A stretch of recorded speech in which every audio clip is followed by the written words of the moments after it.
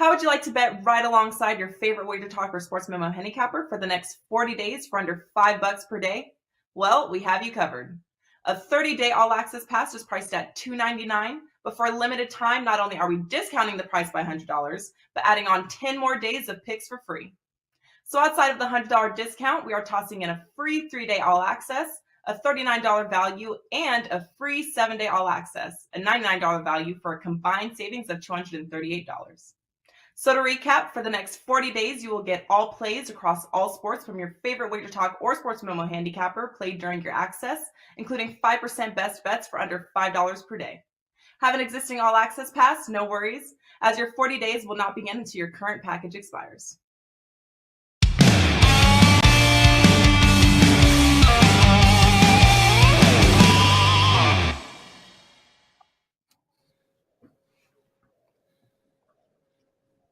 Welcome, everybody, to Wager Talk Today. I am the horse, Lawrence Presman, and he's Teddy Covers. I've already got one show in the bag. Check out Puck Time. Me, Andrew, and Carmine took apart all 4 games. Teddy Covers, great show today. Steve Merril, right off the top, he's going to talk Yankees and Blue Jays. Then we've got the Angels and Red Sox. Carmine Bianco's coming on. Tampa Bay, Toronto. I'm sure he likes Tampa Bay, and he's going to annoy me.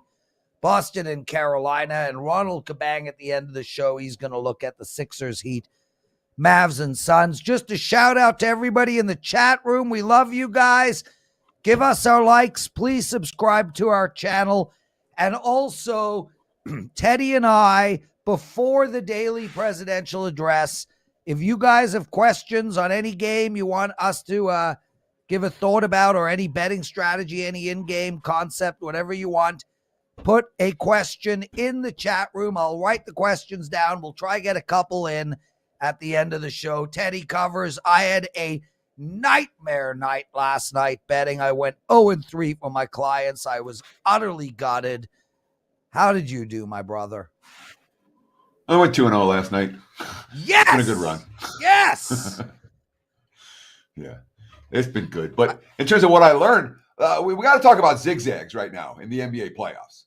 Because I've kind of been known as an anti-zigzag guy. Zigzag, of course, being betting on the team that lost their last game, expecting the team that won the last game to let down a little bit, expect the team that lost the last game to step up a little bit. And we saw that in both games last night, where Memphis stepped up down the stretch, Boston stepped up from the get-go. Both teams were down 0-1. Now the series are tied at 1 apiece. Zigzag works in one kind of series, competitive series. The series that end up with a 4-0 sweep or a 4-1, the zigzag can get you killed. But the series that go 2-2 the first 4, going 6 or 7, those are your zigzag series. The Celtics-Bucks sure looks like it's going 6 or 7. The Grizz Warriors might be going 6 or 7 now. The Golden State just got a bunch of guys hurt. Obviously, we saw Peyton Jr. get hurt last night. Green took stitches, and that hit Poole took at the end of the game might have some lingering effects.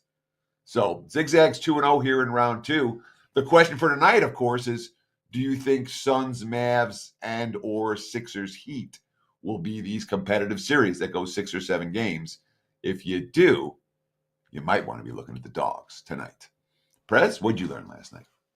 Well, I learned that you don't even know the NHL playoffs are going on, Teddy. So the zigzag can also be in effect for Boston over Carolina, Tampa Bay over Toronto, Edmonton over the LA Kings, Minnesota over St. Louis.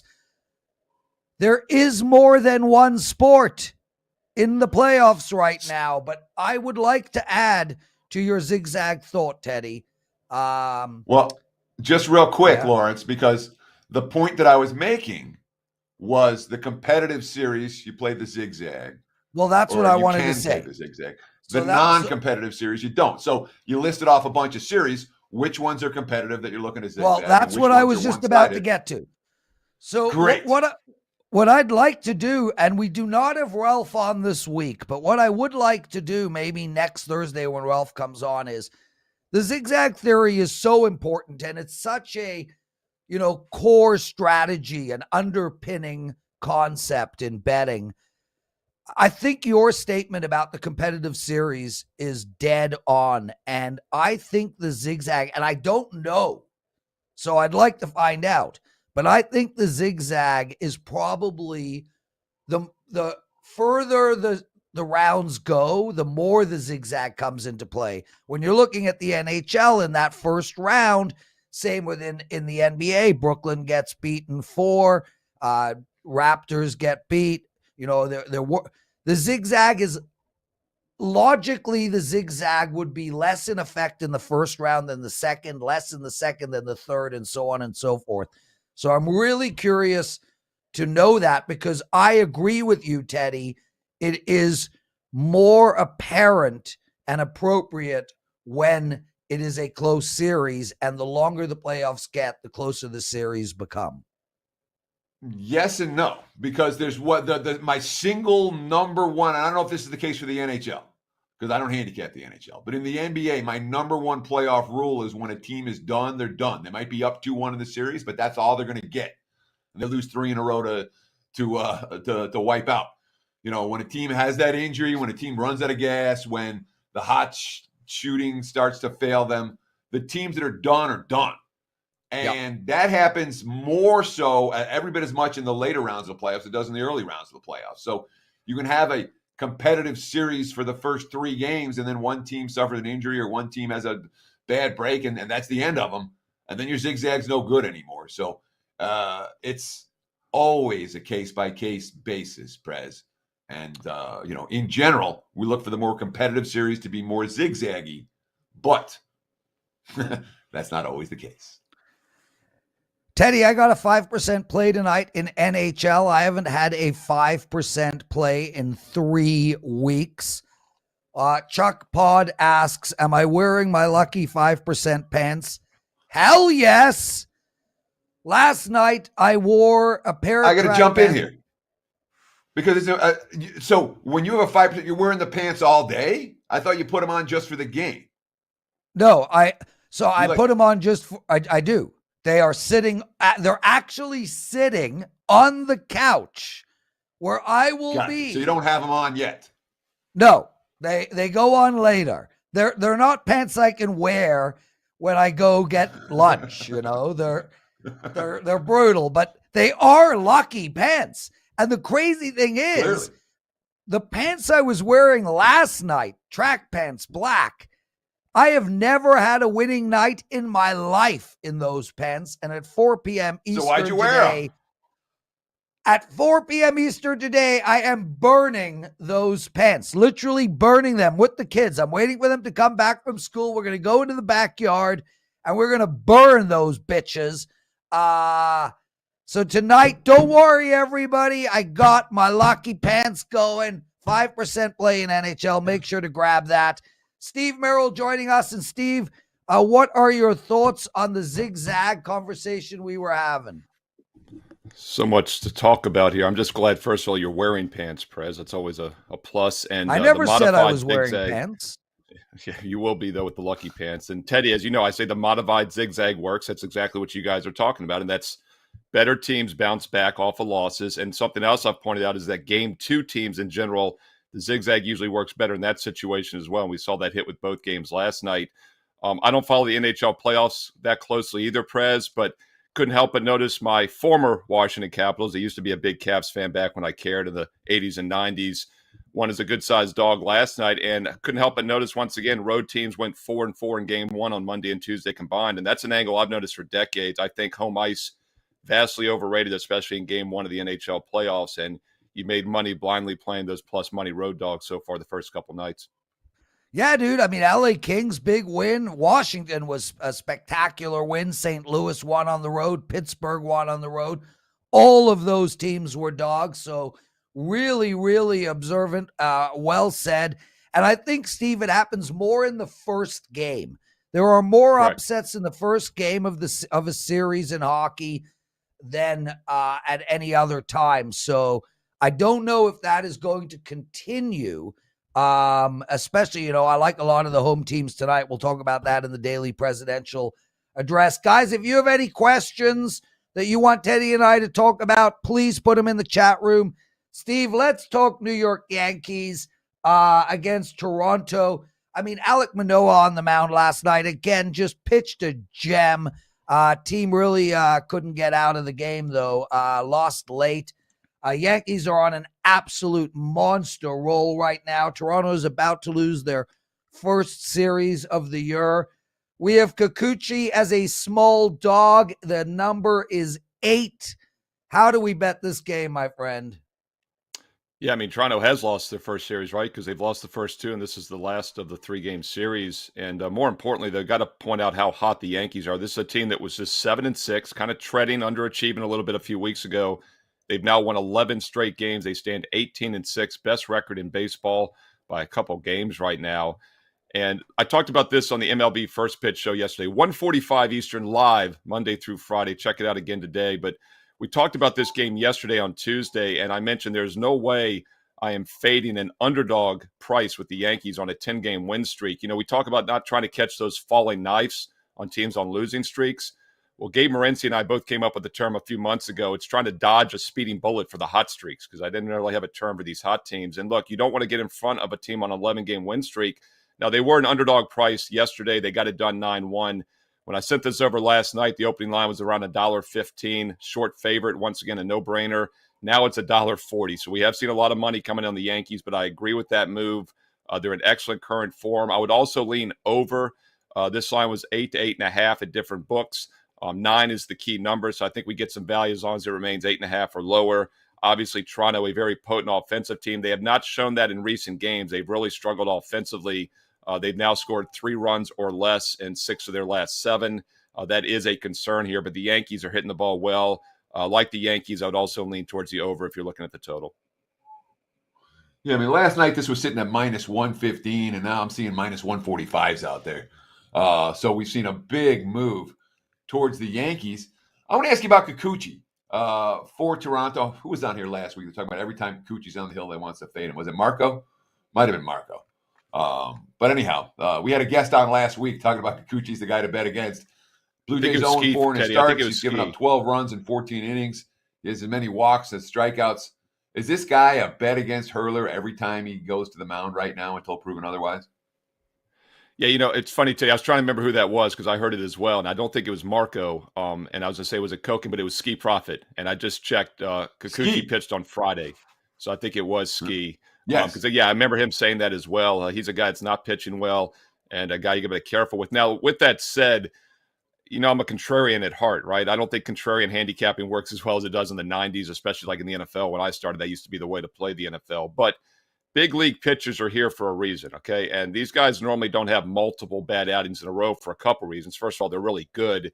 And second of all, the guys, they don't keep them in the rotation normally unless they still have something. And these guys see bullpen sessions. They know more than we do, the managers, pitching coaches. With that said, though, the fact that Kikuchi has gone less than 4 innings in 3 of his 4 starts this year is a big concern for me. And I do think there's about a 5 to 6 game window, and this is his 5th start.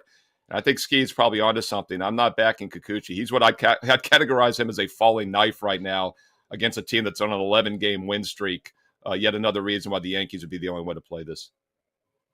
Yeah, and of course, it's really easy to confuse Marco with Ski. They look so much alike. They both live in Vegas. Yeah, the best part about that, Steve, was that Teddy writes in Slack, "Me next." So he was really proud of that joke, bro. LA Angels versus Boston Red Sox. I was on the Angels last night, as I spoke about. I had a 0-3 night. Red Sox. What do we got here? Minus 130, a total of 8.5. Where are we going in this one? Yeah, Prez, I don't want to say the Angels are a falling knife because obviously they're 15-10 on the season, and that's after losing 3 of the last 4. This is a team that was 14-7, last week, a very good win percentage. They have come back down to earth a little, but one of the reasons I would say they're a short-term falling knife and a team to be careful with is that they're ice cold offensively. And and the odds makers and the public in general focus heavily on the starting pitchers, and obviously that is a huge component to baseball. Little less so than it was maybe 15, 20 years ago. These guys barely go 5 or 6 innings anymore. I like to look at offensive current form, and there is no question the Angels are cold right now. Not only do they have 6 hits or less in 3 of their last 4 games, they've lost 3 of those 4, as I mentioned, but all 3 losses have been shutouts.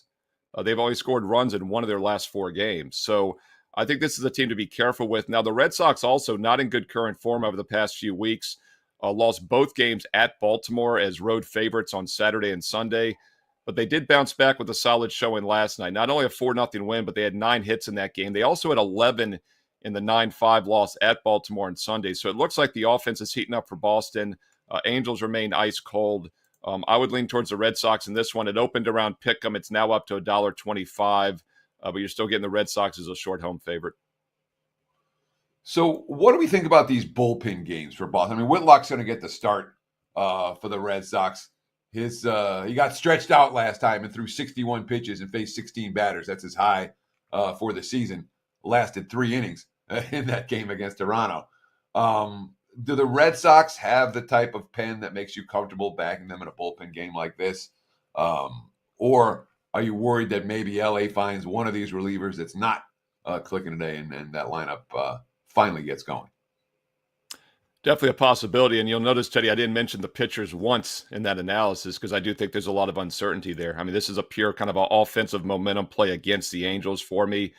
There's a lot of uncertainty, obviously, with the pitching situation, but I think that's also priced into the line. That's why we got the Red Sox initially at a pick-em price as the home team here against an ice-cold Angels squad. And now it is $1.25, but that's still a pretty short price when you look at current offensive form. And yes, maybe they get healthy here against the Red Sox with kind of a staggered staff today, but the Red Sox bullpen overall actually has decent numbers, a 1.2 whip on the season. So I think they can take care of this Angels lineup that is really struggling. Steve Merril, everyone. Steve, outstanding stuff. Love having you on. Teddy sent in his summer schedule, Steve, and it gives me a lot of nachas, inner warmth, that Teddy is going to take 3 weeks off during the summer. I am so happy for him. I hope he's flying to Toronto. So I'm going to be speaking to you later today because you're co-hosting with me. Anyway, my brother, what do you got going on for the clients tonight? Yeah, Prez, I love talking with you, so I didn't want to disappoint you, but Teddy and I talked last night, so we're all set on those weeks, but give me a call anyway, because you know I love catching up with you. So yeah, it's a little bit of June, Steve, and a lot to... Yeah. It's funny you say that because I didn't know Teddy had spoken to you, and if I didn't speak to you, then Teddy would lecture the shit out of me on air for not speaking to you. So now I know. What do you got to It's a no-win situation, Prez. That's what happens after an 0-3 night, right? It's just kind of everything's out of rhythm, man. But you'll get it back tonight with those lucky pants. I'm visualizing them as I speak right now. And yes, I'm ready to cover for the Tedster and a little bit of June, sneak preview for everybody, and then lots of July. There's Teddy gets a well-deserved little break around the All-Star time in baseball. But quick reminder, NBA has been fantastic for over a year now. The past year, I've won over 80 units on NBA sides alone. I've got a strong one going tonight in the NBA playoffs, backed by an 88% ATS super situation, which you get in the analysis. Baseball, number 1 in run lines the last 7 months, number 1 in totals last year. Baseball is great as well. You might want to consider an all-sports package, and now is the time to do so, as not only is a 30-day $100 discount on a 30-day all-access, but you're getting an additional 3-day and 7-day, 10 more days for free. It's over $238 in savings for that all access, which gets you every basketball and baseball best bet from Steve Merril the next 30 days plus 10 more. That equals 40. No promo code needed. Steve Merril, WagerTalk.com. Outstanding work, Steve. Thanks for joining us, brother. Teddy, I got 2 quick questions from the chat room. They're both for me. They'll take 1 second. Mopert asks a question. Is this the Leafs? Is this the year the Leafs finally win a series? Yes, it is. The problem, Mopert, is it's whatever, Teddy. You don't have no credibility on this. Name 3 people on the damn Leafs. I can't name one. The issue is it's minus 200. So I don't actually like that bet. If you are going to bet the Leafs to win the series, and I do believe they will win the series, if they win 4-2, it's plus 400. I think that is a legitimate bet. Carm will come on after the break and tell us why I'm an idiot. And 2009 Valley asks, Prez, is it a bad idea to parlay all 3 of your hockey plays? Firstly, I only have 2 hockey plays. And secondly, it's a bad idea to parlay anything.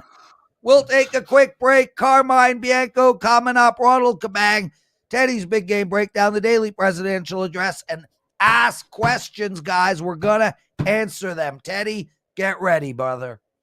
How would you like to bet right alongside your favorite WagerTalk or Sports Memo handicapper for the next 40 days for under $5 per day? Well, we have you covered. A 30-day all-access pass is priced at $2.99, but for a limited time, not only are we discounting the price by $100, but adding on 10 more days of picks for free. So outside of the $100 discount, we are tossing in a free 3-day all-access, a $39 value, and a free 7-day all-access, a $99 value for a combined savings of $238. So to recap, for the next 40 days, you will get all plays across all sports from your favorite WagerTalk or Sports Memo handicapper played during your access, including 5% best bets for under $5 per day. Have an existing all-access pass? No worries, as your 40 days will not begin until your current package expires.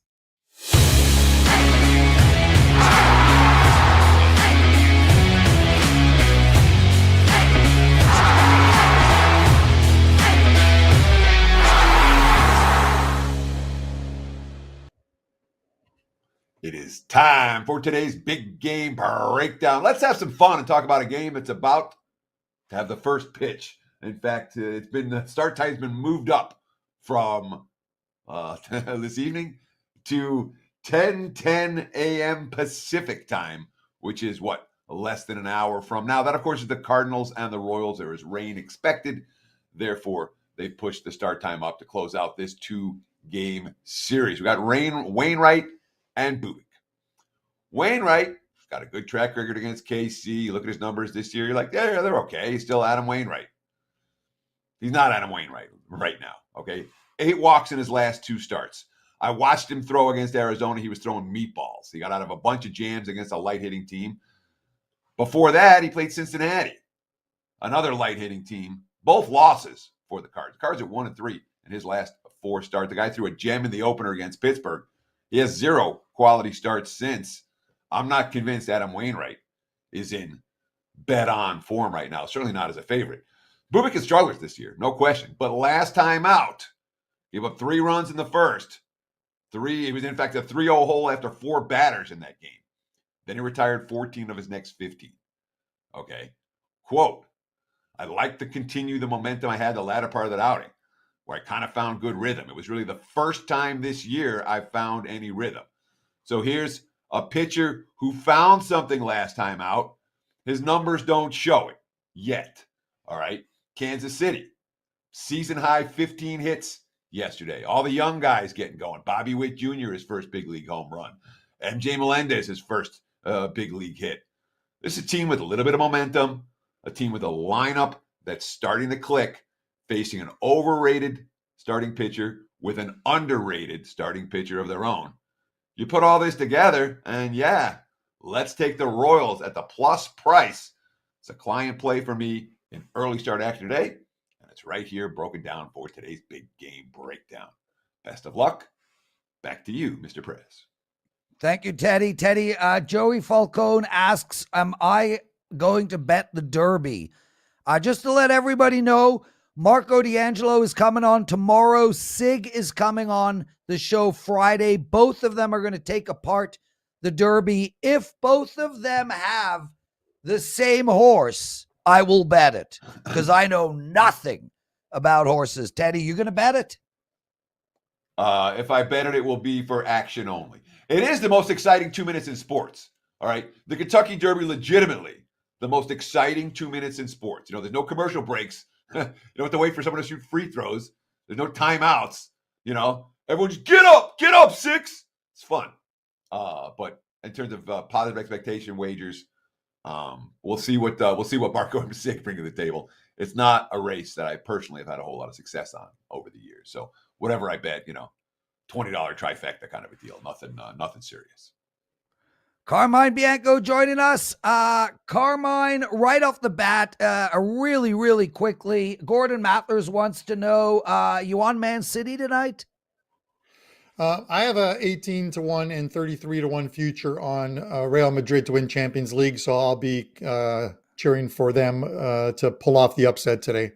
It's not outside the realm of happening with the manager that they have, Carlos Ancelotti, that's won the Champions League with 4 times, I believe. What kind of pasta sauce do you like with your Ancelotti? Very funny. Carm, I, Tampa Bay, you don't need to respond. Tampa Bay playing Toronto. Me and you talked in depth about this on Puck Time. I like the Leafs tonight. I think they're just faster. You like who? Yeah, Teddy, I apologize for picking this game because it got extremely heated on Puck Time today with the Prez. But it's he's not only wearing his lucky 5% pants, he's also wearing the Leaf emblem on his sleeve. But with that said, listen, the Leafs played one of their best games, if not their best game of the year, in game one. And conversely, Tampa looked flat. It could have been because the Leafs played so well, but John Cooper said after the game, the Leafs didn't have to be as good as they were to beat us. Anybody could have. They look bad. It's a team that really relishes the power play, and they had a 5-minute power play in the first period that could have changed how that game eventually ended up, and the Leafs killed off that penalty, gave Tampa absolutely nothing. I think we're going to see a better game from Tampa tonight.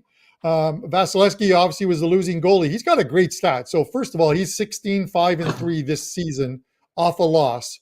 But over the last 2 seasons in the playoffs, Vasilevsky is 14-0, .966 save percentage, 5 shutouts when losing the game before. So off a loss, he's been absolutely thing. But with that in mind, I love the under in game 1 of the Leafs, and I like the under here as well too. I think you're still going to get a very good effort from the Leafs. You're going to get a much better effort from Tampa Bay, and this is likely to be one of those ones that it's not going to be a high scoring game like the regular season games were, but something that along that 3-2 or 4-2 with the empty net kind of score line. So I'm leaning under 6.5 here in this one. So I want to ask you about the side real brief, and this is a concept that I want to ask about because in the NBA, you see a lot of zigzag in the betting markets between game 1 and game 2, game 2 and game 3, game 3 and game 4. The team that just played their best game is likely to be a shorter favorite the next time out against a quality team that just played their worst game. In this matchup, I mean, the Leafs opened, -112 at the Circa, -112 at the Westgate, -115 at the South Point. So here in Vegas, they open as short favorites, and we see nothing but Leafs money. The market's moving in the anti-zigzag direction. They're saying that Toronto is clearly the better of these two teams. Do you see it that way, and are you surprised by the betting market move in this game with all the money coming for the Leafs? Yeah, when I first saw it, when I first saw the numbers, I saw 130 and plus 110 the other way this morning, and looking at the numbers, and I see the Leafs at about 135 right now, and it could be an overreaction to game 1 where the Leafs looked like they thoroughly dominated this Tampa team. But all you need to do is go back to last month. Toronto went to Tampa Bay, played an absolutely dominant game and beat Tampa Bay 6-2, much like they did on Monday, and then returned to Tampa less than 3 weeks later, I think 17 days later, and Tampa Bay beat the Leafs 8-1, exacting a measure of revenge. Now, Leaf fans will tell you Austin Matthews was out of the game and didn't play that game, but the Leafs aren't a one-man team, if you listen to them, but they sort of pushed that narrative, and we talked about narratives on Puck Time today. This is still the 2-time defending champions. You're probably going to get the best effort out of them, but this is an evenly matched series, and I said this series is going to go. I think it's going to go 6, maybe 7 games. With that in mind, if you're playing the zigzag, this is a good spot for the zag and to take plus money, and you can wait because I still think a little more money is going to come on Toronto before you get the buyback on Tampa Bay. So with that in mind, wait it out. You might be able to get a plus 125 on plus 125, plus 130 on Tampa. If you got the Leafs at minus 112, you can lock yourselves in a little bit of a tidy profit no matter what the final scoreline is. Carm, Tyler Sterling writes, wow, impressed Prez hasn't interrupted you. Just for the record, check out Puck Time today. Carm and I dueled over this game. Carm, before we get into your next game, I told everybody we're going to be doing this on a regular basis. If you ask questions, we're going to try answer them, especially if they're quick. Kip Corin says Avs went up 5-0. Puck line went to plus 5.5. In playoff hockey, do you bet plus 5.5 as an automatic live bet? I think likely. I mean, I would. Yeah, I think you have to. What happens over a 13-minute span where they scored 5 goals isn't going to be consistent throughout the game. It's not going to end as an 8 or 9-0 win. They made the goalie switch. Riddick was obviously shaken in that game. They had to pull him out. They brought in Ingram in goal, and you got a little bit of pushback from Nashville. Not much, but enough to cover that number. Yeah. I would never. You can take the pluses. I would never lay the minus 5.5 if a team is up 5-0, because you're just not. The second and third periods sort of just kind of even out. I have to believe. Yeah. Well, I'll tell you, I've never laid a 5.5, 7 and up. Carm, Chuck Pod asks, and this is important, what is the advantages of a home team in hockey? And really quick, Chuck, the key advantage, and it's a massive, massive advantage, is last change. When the whistle has been blown and there is a face-off, the team who is playing at home gets to change last, which means they dictate the matchups. So when Stamkos and Kucherov go out tonight, the Leafs are going to try put the Tavares line against them. In Tampa Bay, the Leafs have to put their line out first, and that's how Tampa Bay will be able to keep the Stamkos line away from Tavares. Similar in Edmonton. The Deneau line is going to want to play against Connor. That they can't do in Edmonton, but they can do in LA.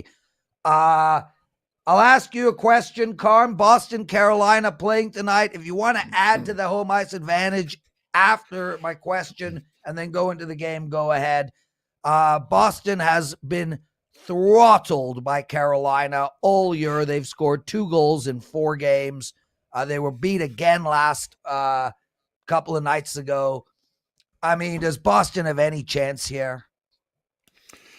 First off, real quickly, defensive zone draws are really important. When you have home ice, you'll see it all the time.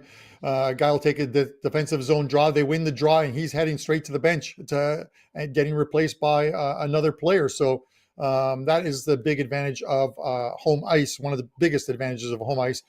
Listen, the Bruins have to push back at some point, but they've been outscored 21-2 in 4 losses against this Carolina team. Listen, Carolina's playing extremely well, and we talked about on Puck Time during the last 10 days or 14 days of the NHL season. I said this team was going to turn around. They're going through a bit of a slump, and they're scoring goals. 7 straight wins, which includes this playoff win, scoring 3 or more goals in those games, averaging 4.57 goals over those 7 games. They're scoring goals. They're playing well defensively, and this is with Freddie Anderson shelved with a lower body injury right now, a left leg injury, and Antti Ranta in goal for Carolina. Look at the Bruins, and the Bruins, they weren't chopped liver to close out the season. They won 6 of 9 games. The problem is with the Bruins team is they weren't scoring a lot of goals in those games. They're only averaging 2.78 goals per game over that 9-game stretch. And I think they were shut out on 1 or 2 occasions. They're winning low-scoring games, and against a Carolina team that's scoring goals, you can't do that. With that said, I think we're going to see some pushback. In that game 1, I like the over. It went over the total. The first period had no goals in it, but it had the highest goal expectancy of all 3 periods at, I believe it was 2.32 goal expectancy. I'm expecting some goals in the first period of this game, and I'm going to approach this in 2 different ways. Number 1, I'm going to take the over 1.5 in the first period. You're laying very minimal juice at minus 115. Those totals are normally 140, 150 with some of these teams. But given these two teams and how well they play defensively, that's why you're seeing it. And it's a 5.5 total. So that's why it is a low VIG. And I'm going to take a player's prop. It's Wednesday night in the Bianco household. I'm making pasta. So I'm going to take David Pastrnak of the Boston Bruins plus 135 to score a goal tonight. So those are your two plays on tonight's game. Carmine Bianco, everyone. Carm, awesome stuff. Guys, I'll tell you, Carm's got a 4-pack in NHL up for his clients tonight. He's been absolutely dominant in hockey after the last over the last few months. My brother, nice to see you. Great to have you. Now get the hell out of here. Thanks, guys. Best of luck. Teddy covers.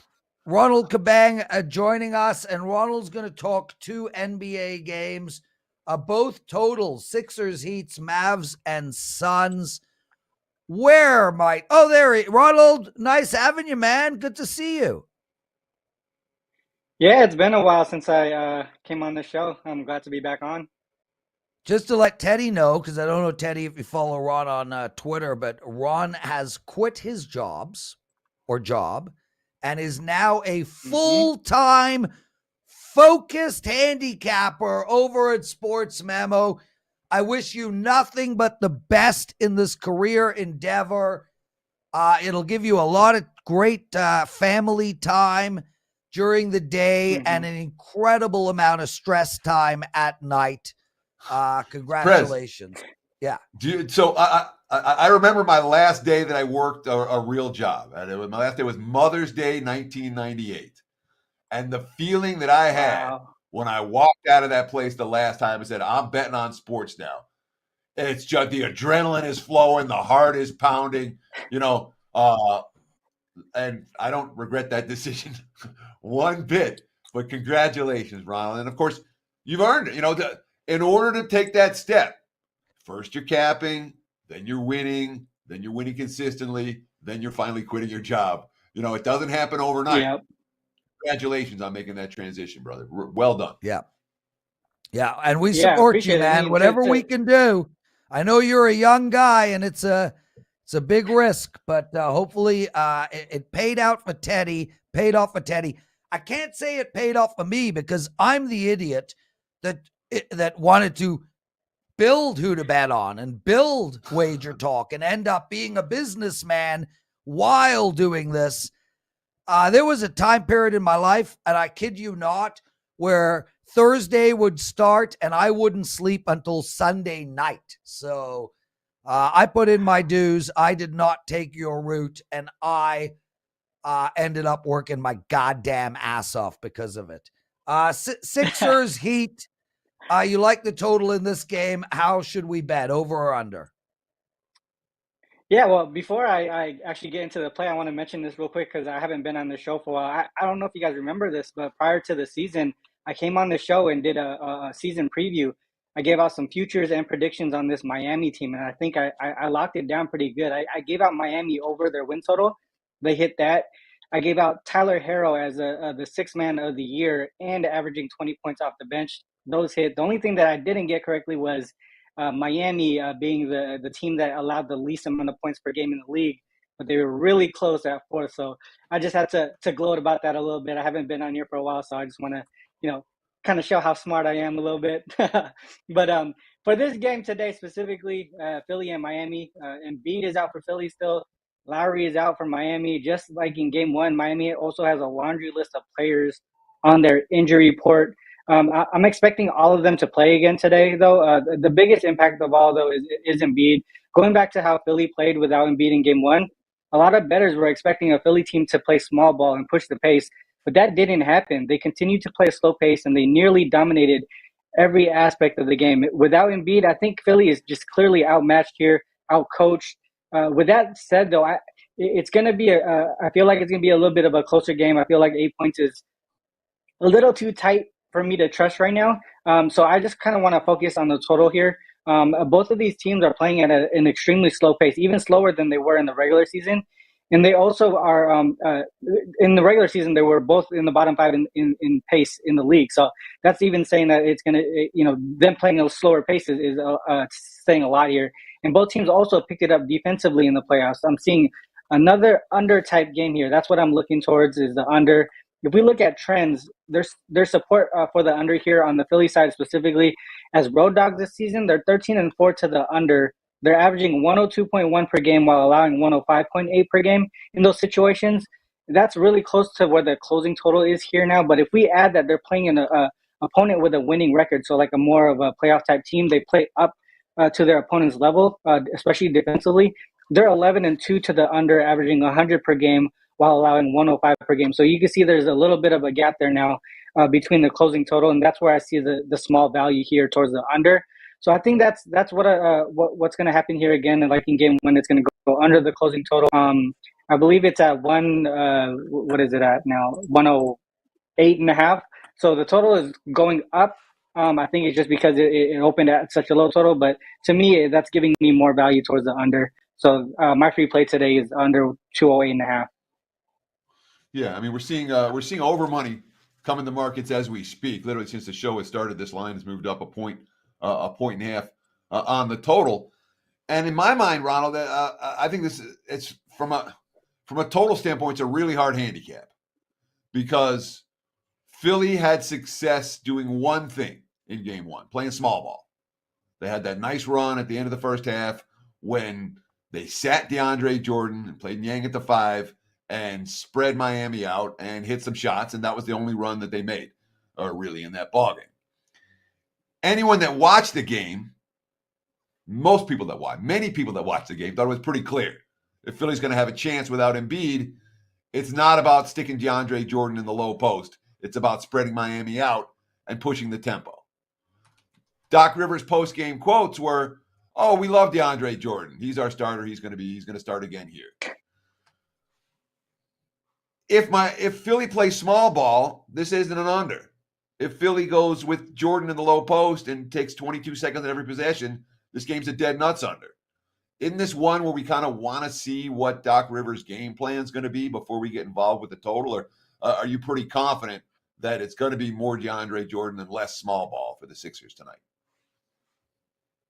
Well, I mean, for a part of that game, they were playing small ball, and it still went under the total. I think the fact that they weren't able to hit their 3-pointers, both teams weren't able to hit their 3-pointers, and that's a big thing here. But the other piece is both teams are really strong defensively. The pace is still going under when as far as small ball goes. You expect a faster pace with small ball, but they didn't do that. It still went under the pace that they normally do.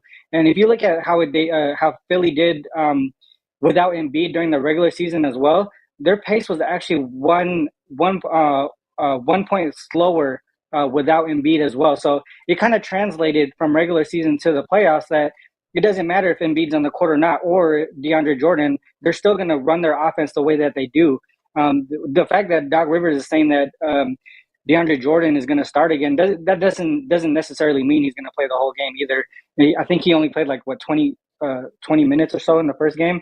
And so to me, it doesn't really matter who's on the court for Philly at this point. Doc Rivers has just shown they're going to run the offense the way they do.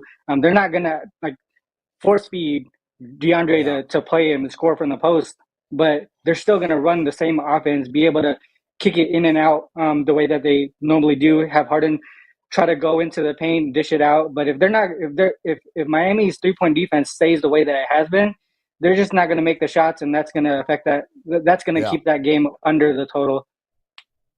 Ronald Cabang, everyone. He goes under the name U Capper. Ronald, we spoke about the fact that you have quit your job and you're now working full-time as a sports handicapper.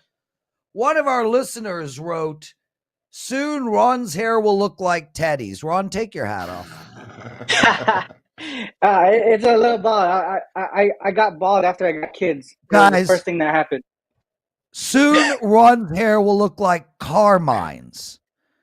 Every one of you on this planet should dream of being in your 50s and having Teddy's hair.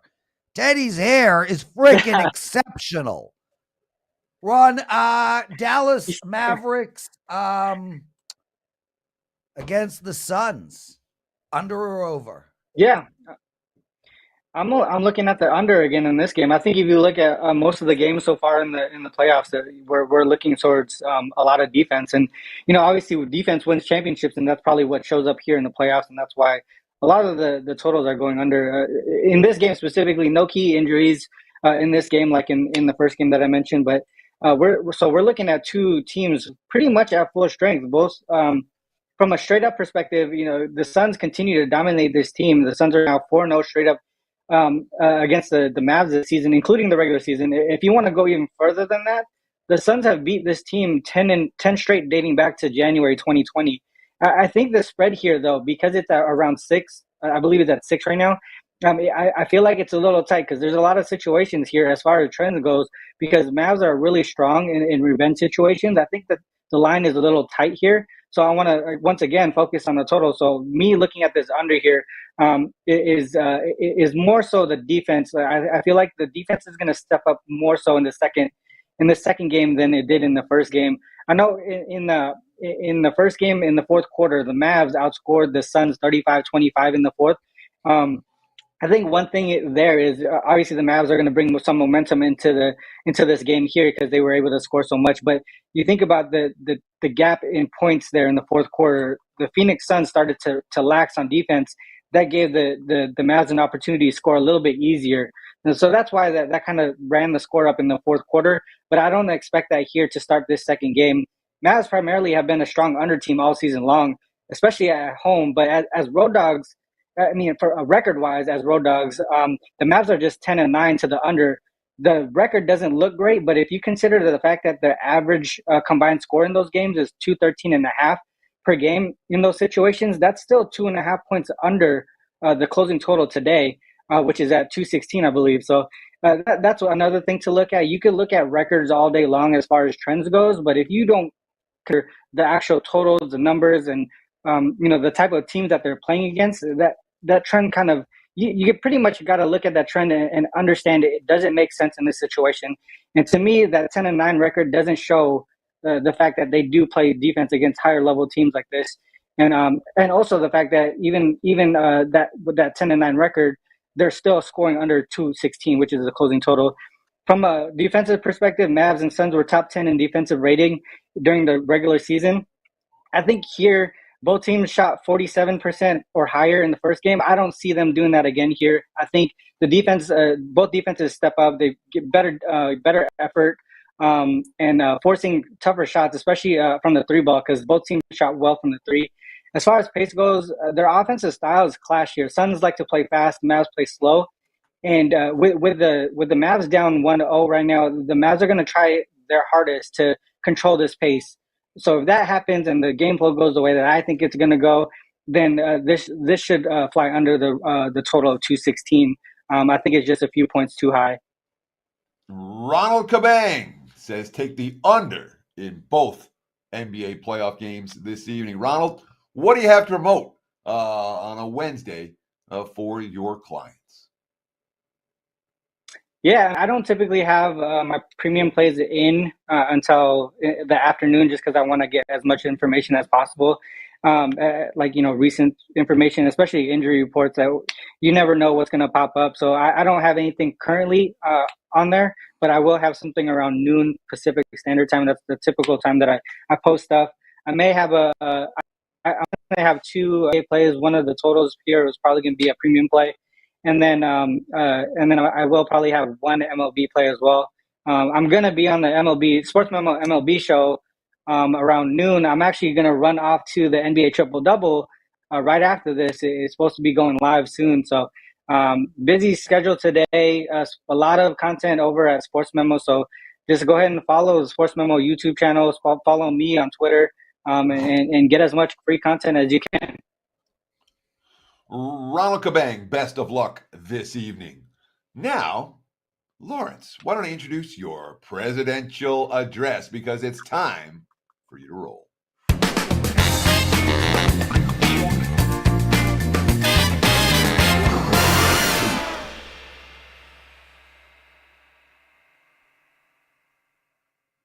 All right, it's time for the daily presidential address. We went 1-1 yesterday, 3-1 on the week in these plays.